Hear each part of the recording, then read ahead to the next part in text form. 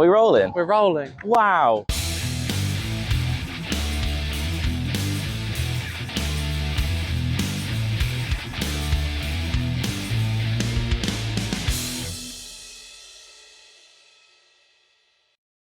Oulton Park, round 9.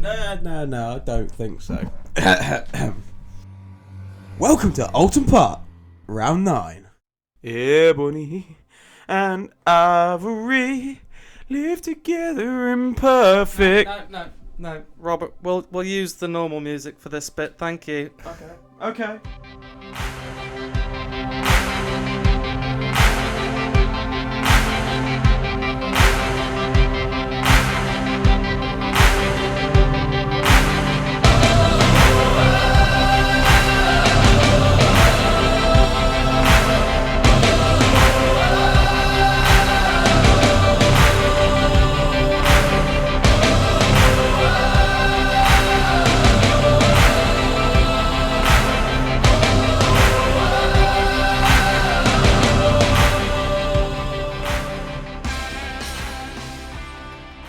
So, here we are, race 2. Robert is in the hot seats. Let's see what he can do this time round.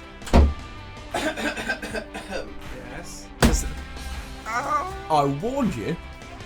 Here we are, and welcome to Oulton Park with your host, Robert. Let's speak to a very good friend of ours, George Broadhurst. Take it away, George. So we're at Oulton Park. Yep. You've had a fantastic year, I think it's fair to say. An okay year, definitely. Some very healthy finishes. Yeah, definitely. You're level with me on points in the championship. Maybe for not a great deal longer. That's what I After want my to dad's ask you. finish in the in the last race. That's true, but we've still got Rob to go first. That's so very anything true. can That's happen. very true. How are you feeling going into your race? Okay. I've not had a huge amount of seat time here at Oulton. I've not done any test sessions really. I've only done 2 quali sessions where you don't really get to learn a huge amount. Yeah. And then the race last year was so wet. I think I spun about 6 times because it was the first time I'd ever done anything in the wet ever. Yeah. And I was just like, what the hell is going on? Yeah. So I'm hoping that it stays dry. And I don't know, I think I qualified 8th. If I stay there and have a good race with people, that'll be great. Yep. So I think me and Ethan are neck and neck in the junior championship. And we're starting 7th and 8th. Yes. So that'll be. So the fight's there. Yeah, the really, fight with is there. Ethan. So I've got something to fight for. So no. Brilliant. And it's great seeing you doing so well. You know.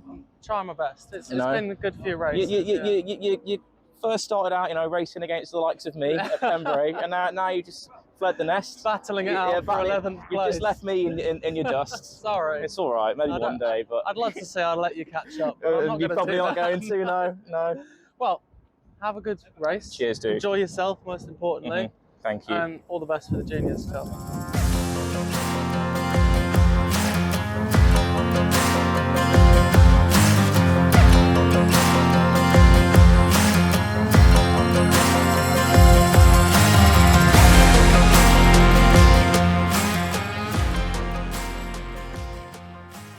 After the morning spent tinkering, we found some downtime to go and talk to some people in the paddock. Look who it is! It's championship leader and all-round nice guy, Alex Cockhill. Right, so we're here with Alex Cockhill, who's currently championship leader. How are you feeling about that going into Oulton? Every time I hear that, it just is awkward. Awkward? Yes. Are you feeling pressure at all? Oh, there's always pressure. Always pressure. But we started the year of we're just going to have fun, not going to take it seriously. That old chestnut. That old chestnut. Yeah. And then, as Chris and I always do, got too involved. And so here we are now. So I went in with no expectations, and now I've got all the expectations. There is a possibility of rain tomorrow, and you're on race 2 tomorrow? Yes. So that's when the rain's going to be hit. The final decider. The final decider may well be wet. Okay, so you're happy? You're confident? In the car at least? Why not? Yeah, the car's grand. Perfect. Does everything you want it to, at least from a 2CV anyway. Yeah, we did a few bits and bobs after the 24-hour, and yeah, it's a good, fun car. I've never driven a car that's taught me so much about driving. And I've also never been so scared to do 80 miles an hour in a car either. So it's kind of a strange catch-22. It's an odd feeling, isn't Yeah. it? Yeah. Brilliant. Well, good luck. And Enjoy to yourself. yourself. Hope you have a good race. Yeah, look forward to having a little tussle again. Well, you'll be battling my teammate, Well, my yeah, second true. driver, so True. unfortunately not me, but I'm sure you'll be great.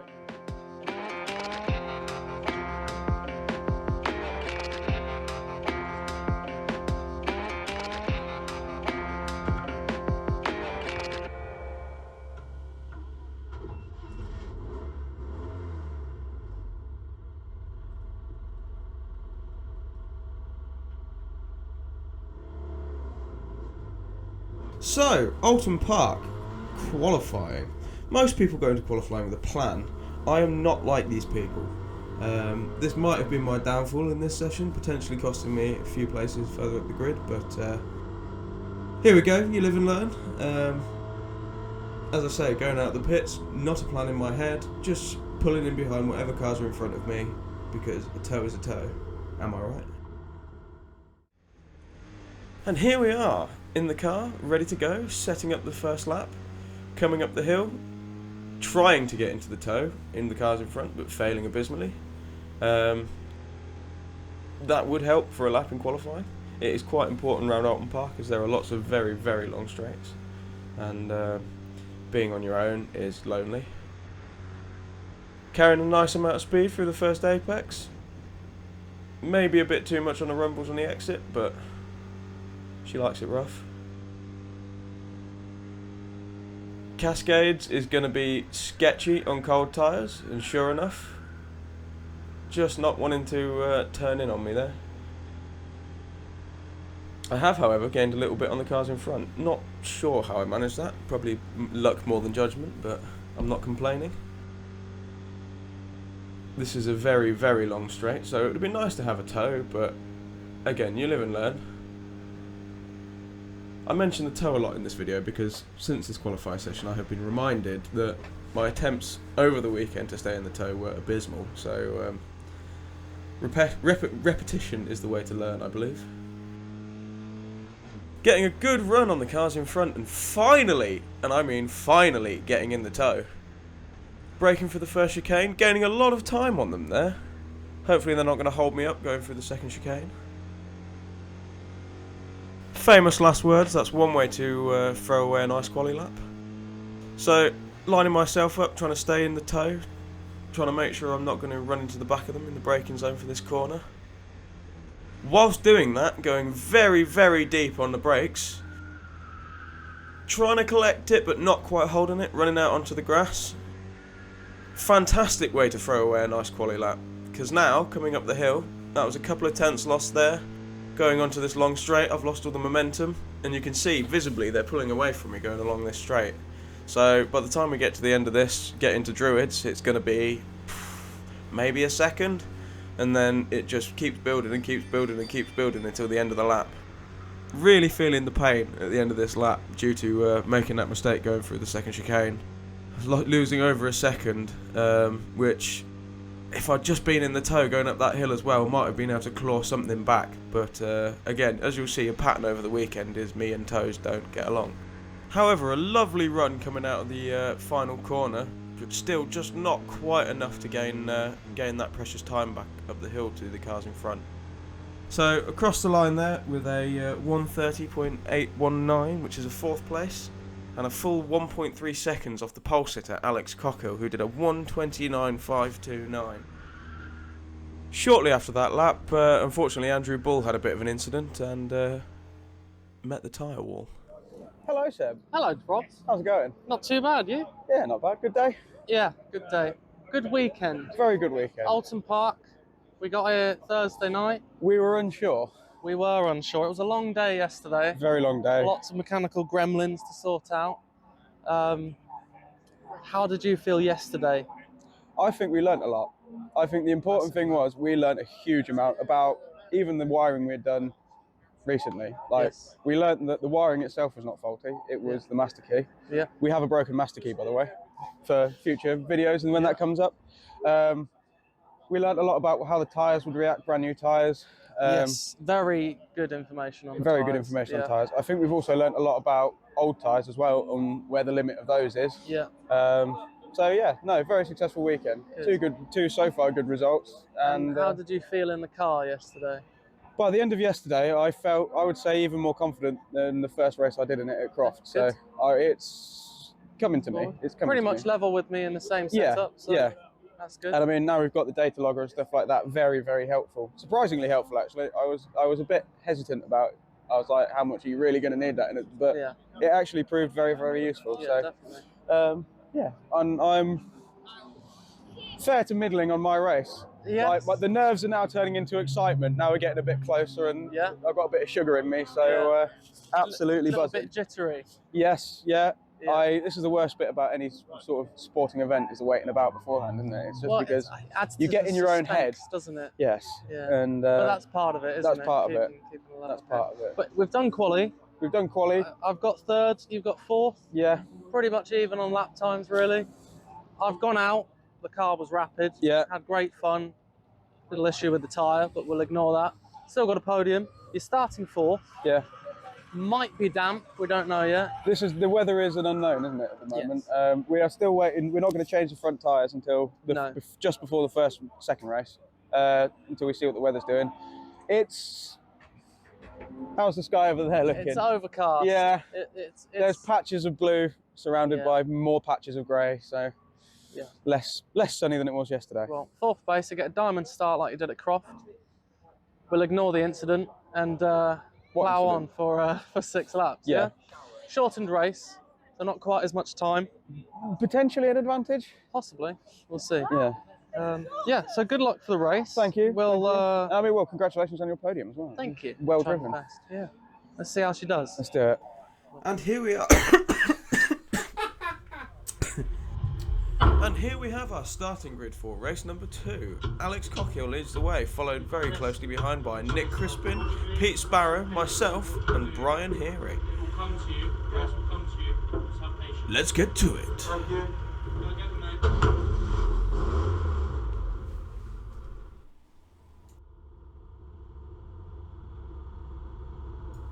Lining up on the grid here alongside Pete Sparrow in front of me, giving him the eyes, and making sure I keep focused on those red lights. It's now just a bit of a waiting game, unfortunately. You'll hear the revs pick up very shortly. Anytime now. Anytime now. And it's lights out! And what a blinding start until he goes for second gear and doesn't find it. Pete Sparrow making a great start in front of me, pulling in front, closing the door off. A little bit damp potentially, looking at the windscreen going into the first corner. Can he go around the outside of Nick Crispin? Yes, he can. Quite easily by the looks of it. Can he make it stick? That's going to be another story. Doesn't really matter from my point of view, as long as they keep scrapping like they do. It's helping me along quite nicely. Keeping me in touch with the back of them, which is allowing me to, if I ever get the grip of it, get in a tow and not sit between two of them, which is there we go, choosing Nick there to tuck him behind. Can I follow him through? No, far too far back. That's just very optimistic thinking from me as a humble commentator. It's little bit sketchy going through these first few corners. Cold tyres, just feeling out the conditions, potentially running into some water later on in the lap, and could make things quite interesting. You can see I've got a certain Mr. Bull in my mirrors. Well, you might not be able to see, I can see from where I'm sitting, and he's going to make it interesting for me coming up shortly. Thinking ahead, got to make sure I don't allow a gap into the chicane, the second chicane that is. If I leave the door open too much, I will be bummed by the other cars coming through and pushed out onto off the racing line. Making sure that does not happen is number one priority. Number two priority is making sure when that does happen that I don't run into the side of Andrew Bull, who makes a tiny little move, pushes me a bit offline, which is now going to set the other two up. Absolutely lovely to cut 1 and a 2.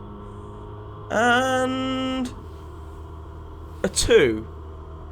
There we go. So it appears Bully's messed up a gear change at the top of the hill there, and we're both... And I'm 2 wheels on the grass in the wet. This is sketchy. No, held it like a pro. Tucked back in behind the tower car and followed them into Druids. Also very wet at this point, which is chewing holes in the seat, let's put it that way. Not quite as good a run, losing a bit of time to the 92 tower car of Brian Heary in front of me. But I think he's going to be right tucked up behind,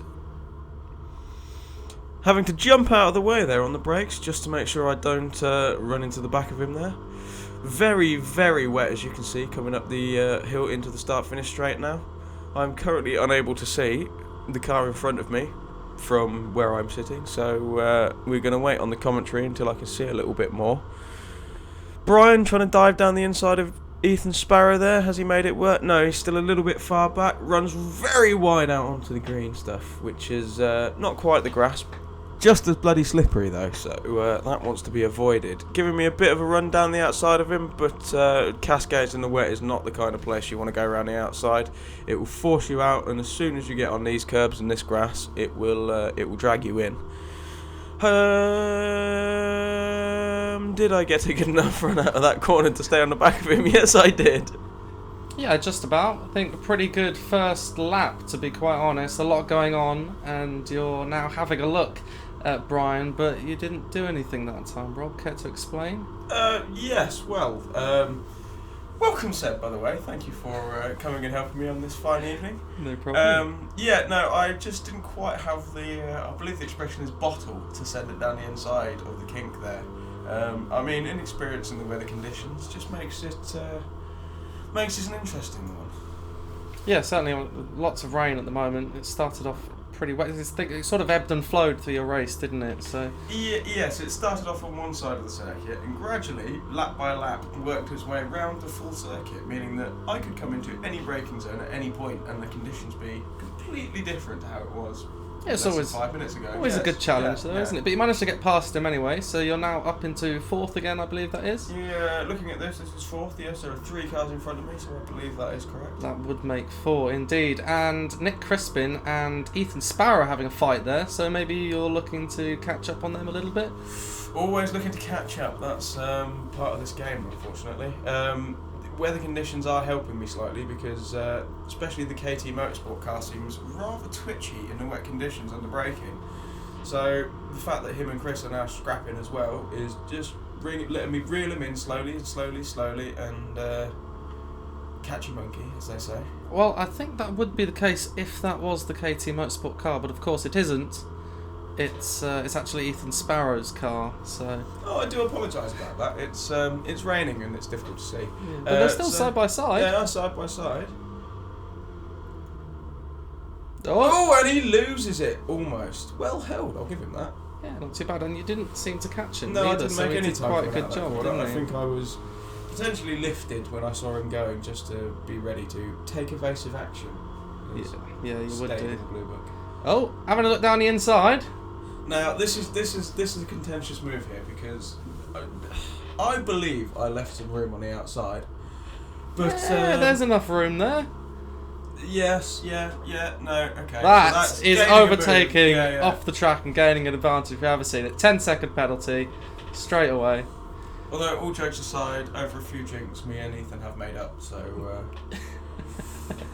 Oh, that was sneaky. I did not see him coming. No, he's obviously you and Ethan having to probably lose a bit of time from giving each other said space. Yes, he's just capitalised on the exit, hasn't he? But you're having another look now. I bet you're not going to do anything. How did you guess? And there's the KT Speaking car. of the KT Motorsport car. Down Hello, the Alex. inside. Alex has entered the chat. Now this is where things start getting a bit spicy because we're all relatively close in pace. We're staying relatively close together, and the weather conditions are only getting worse. So that is a combination for spicy proceedings. Oh yeah, if anything's going to throw up a lot of fun, it's going to be unpredictable weather in a 2CV at Oulton Park. So I'm envious. Yeah. Well, yeah. You had a fairly good race as well, I believe. It was a great race, but it wasn't was not wet, so it was quite clinical. But yeah, no, it always throws in a bit of fun, and sometimes some unexpected results, which is great. It is really starting to rain quite heavily now. This is making things, in the braking zones especially, very difficult because there's no way of judging it. It's kind of put your foot on the brake, close your eyes and hope for the best. Feel it all through your feet and make sure you give yourself plenty of room. So, as I demonstrate quite nicely, I think, in a few minutes, that you don't almost wipe out the championship leader. I don't think you make many friends by doing that, I'll be honest. But it is so easy to lock up the front wheels, even in the dry in these. So you must have been. The scariest silence you have ever had is when you lock the brakes and everything goes quiet, including your heartbeat, which stops for a brief moment. Yeah. Getting a good run through Druids there onto the back of Alex in the KT car. Yeah, keeping up. Going for a little look down the outside, also potentially giving myself some room just in case I. No, I didn't lock up. I'll take that. That was a nice run, nice exit. Ethan Sparrow running a bit far out onto those horrible green exit curves once again. Yeah, he's had a lot of side-by-side action this race, hasn't he? He's now battling the 92 car ahead of you. Whilst you look for a way to get past Alex Cockhill. Making his car incredibly wide there for a 2CV. Doing a bang-up job. He has run a little bit wide on That's the a really exit good run you've got Yeah. there. Bit of a switchback. I'm looking at him, staring him down. Look at that. You've made the move. You're Can going I to make stick it stick though? I feel I can't see him in my mirror there, but if he's still sat on the inside, as I suspect he might be, he's going to cut back, sweeping across the front of me like that. Yeah, see, that was just a lack of commitment there, Rob. I'm putting that down to ball size. I think you could have done that. Well, if you're saying that, I would look away about now. What are you going to do? I think There is a toe behind one of those cars, by the way. I think I just pull out of all of the toes, back out of everything, and let them have their fun while I spectate from the back of the leading five, of the back of the leading five.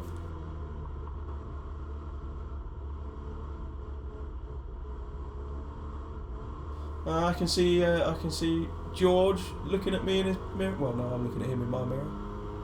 He's looking gaining through on the me. windscreen at you. To be fair, we've been doing some scrapping in this last couple of laps, so it's a no wonder that the cars behind are starting to catch up. Again, bringing, I think there was 7 or 8 cars in the fight for sort of second anywhere up to 5th at that point. It was busy. It looked fantastic from where I was watching. It's busy. Incredibly good fun.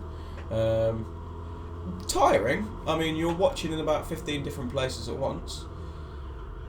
Oh, big lock up. Oh, can he make it stick though? Can he make it? No. Alex has just got that little bit of extra grip offline. There goes the brand new paintwork. Sorry, Tom. I'm sure he'll understand. It's alright, I'll send you the invoice later. Yeah.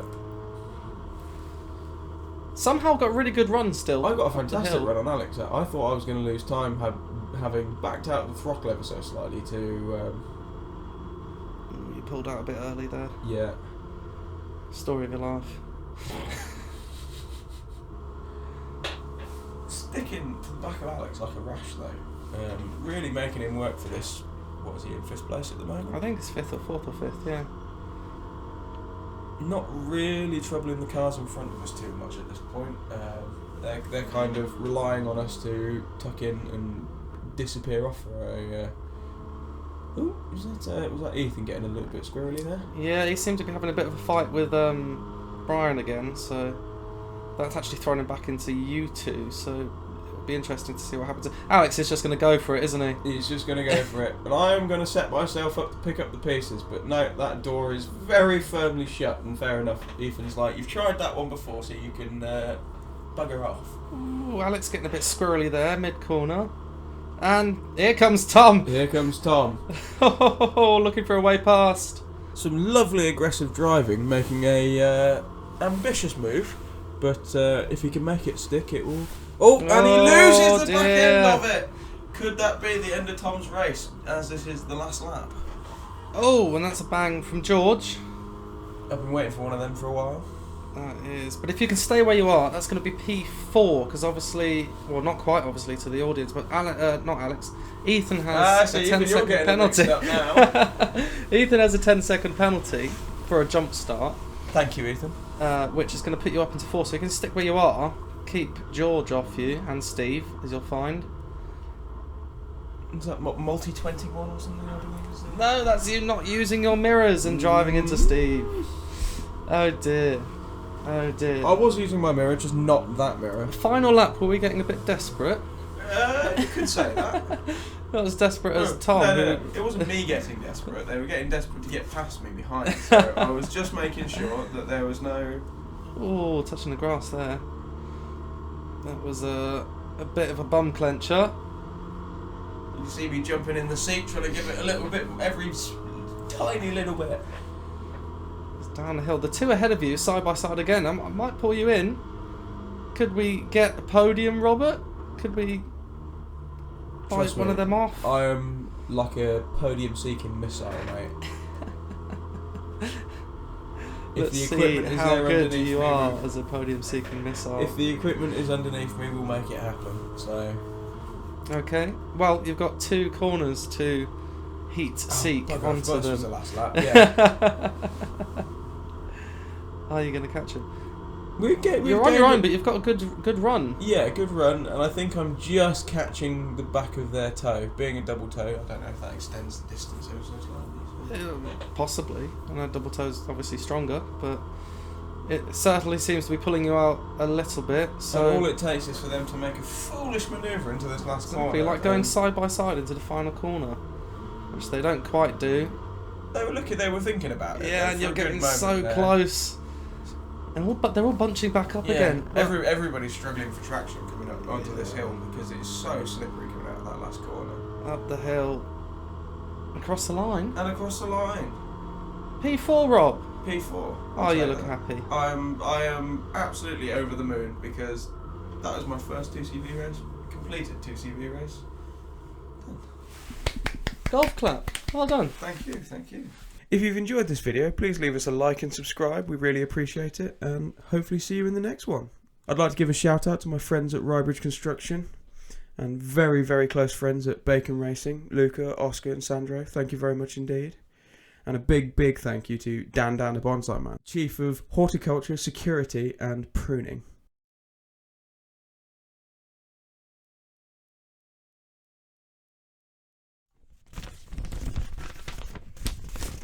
Here you go, Rob. It's an invoice for all the paint you owe me.